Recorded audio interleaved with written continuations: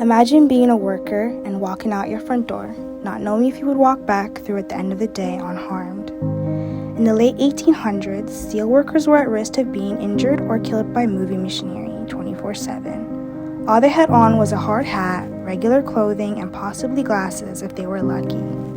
Before World War II, replacing an injured worker was significantly quicker and less expensive than implementing safety precautions on the machinery. Early workers would walk into the steel mill with rubber soles that would melt by the extreme heat. They had no clothes that were flammable and would combust in the heat of the molten steel.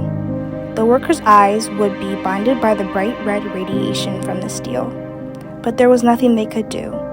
Materials were not invented to reduce the risk of being injured. The workers in the industry knew they had to change something as expenses and liabilities were rising.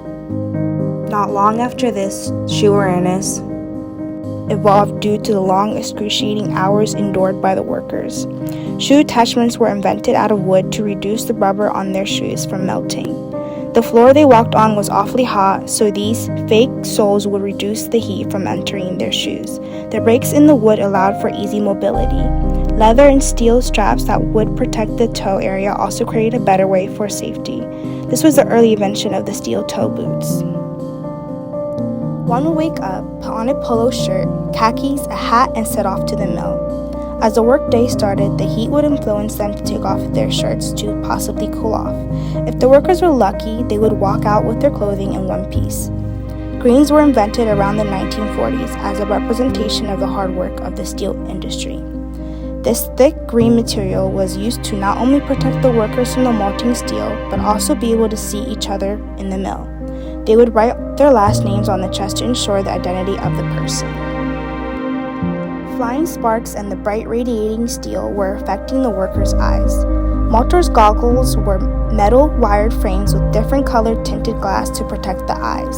A thin leather was adapted to reduce the metal frame from burning the steel worker's skin due to the extreme temperature. Being a steel worker was a very dangerous and life-threatening job to have to do in the late 1800s.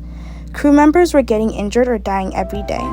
As the years went by, the steel industry adapted to the danger and made clothing, shoe wear, tools, and took safety precautions.